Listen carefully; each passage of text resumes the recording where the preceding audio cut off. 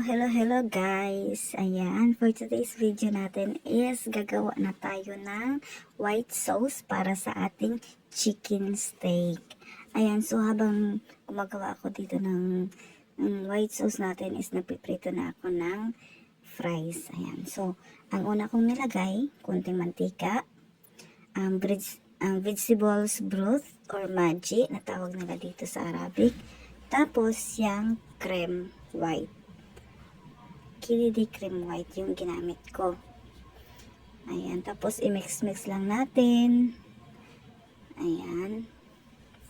Ganyan lang siya guys. Easy lang siya gawin. Ayan.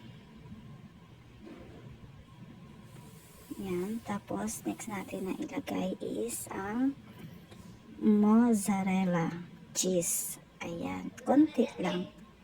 Konti lang siya. Ayan, ganyan lang. Tapos, i-mix-mix na rin natin. Ayan, hanggang sa lumapot ng kaunti. Ayan. Kasi ayaw ng alaga ko ng sobrang lapot. Ito yung dinner niya ngayong gabi. Ayan.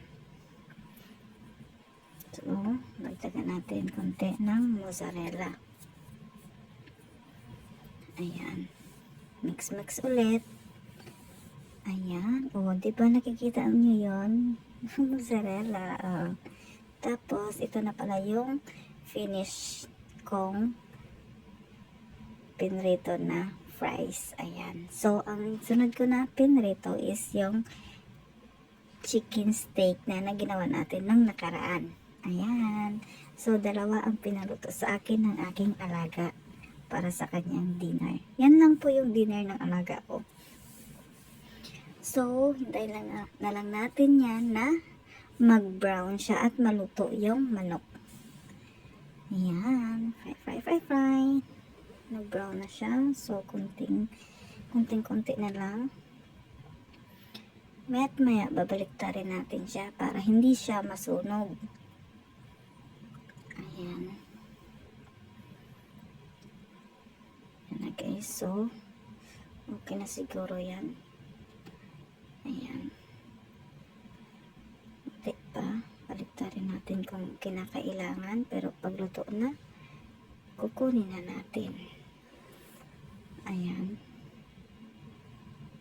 Konti pa guys. Kaya medyo may puti pa siya doon sa, sa bandang gitna.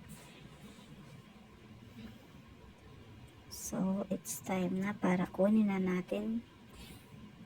Kaya lutong-luto na talaga yan siya. Ayan. O, diba? Tada!